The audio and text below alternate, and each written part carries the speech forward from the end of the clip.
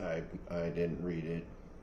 I saw this person at GCU. It was a panel. She was one of the speakers. This is her. It's pretty cool. I think it's young adult. It's YA genre. Do you know technically Lord of the Rings is YA? Yeah, and The Hobbit is classified as a children's book. No kidding. I'm not even joking about that. Look it up. Google it. Google knows everything. I didn't learn it from Google. I learned it in a class. Yes. Being a student is awesome. So here's the book. And this is an interesting book. I talked about this one. The Book of Disquiet by Fernando Pessoa. Pronouncing that right, I don't know. Maybe I mispronounced that last name. My bad, Fernando. He's dead. He don't care if I read some from his book. I know that for sure. He don't give a fuck, right? No, just kidding. But I'll just read the back to you here. Interesting. A quote from Fernando, and I'm going to keep reading. That's why it gets interesting.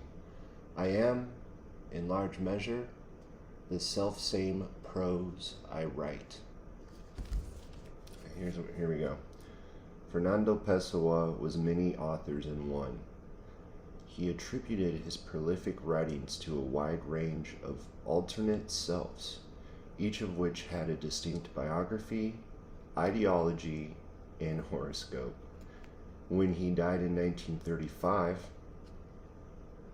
Pessoa left behind a trunk filled with unfinished and unpublished writings, among which were the remarkable pages that make up his posthumous masterpiece, The Book of Disquiet, an astonishing work that, in George Steiner's words, gives to Lisbon the haunting spell of Joyce's Dublin or Kafka's Prague.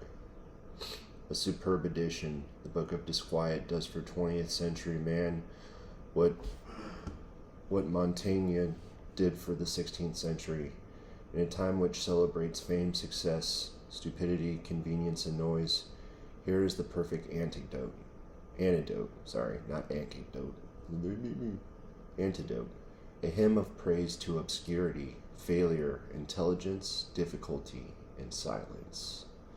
John Lancaster, The Daily Telegraph.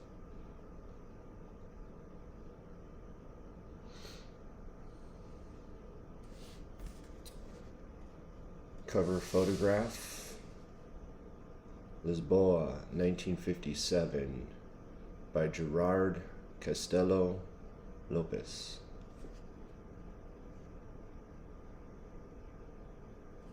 So,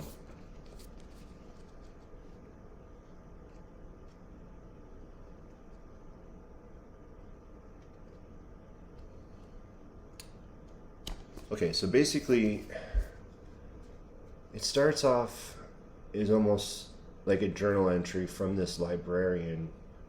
I think he's this guy.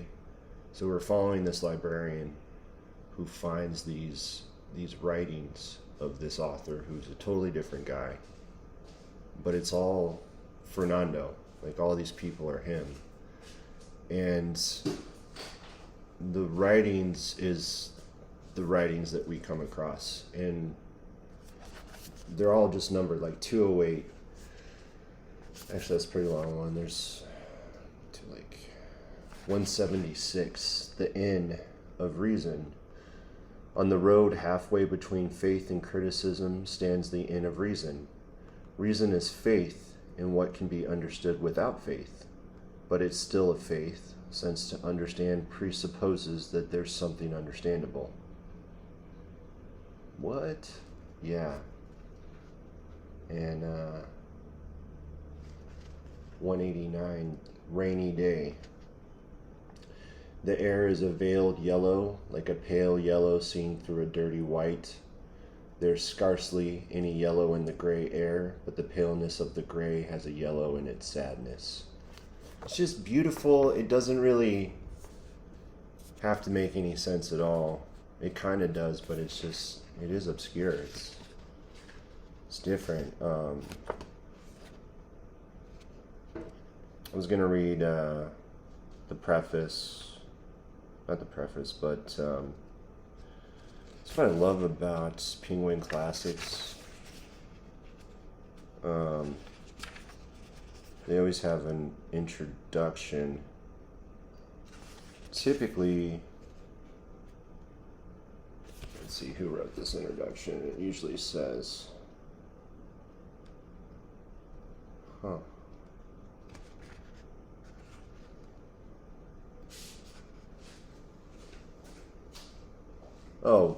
Richard Zenith, who translated the text as well. So that's pretty cool. Yeah, he gives the introduction. So anyways, check this out. If you get a chance. You leaving? Oh, okay.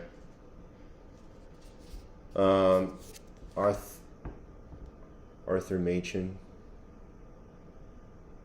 If you don't know about him, I haven't actually read any of this. That's why I pulled off the shelf to read it. I read The Great God Pan back in 2011. Phenomenal. Really another very eerie story. Creepy as fuck. On a level of this didn't freak me out at all to creepy as fuck. This went like above and beyond creepy as fuck. So I'm interested to read this. Anyway, check those books out and see you later.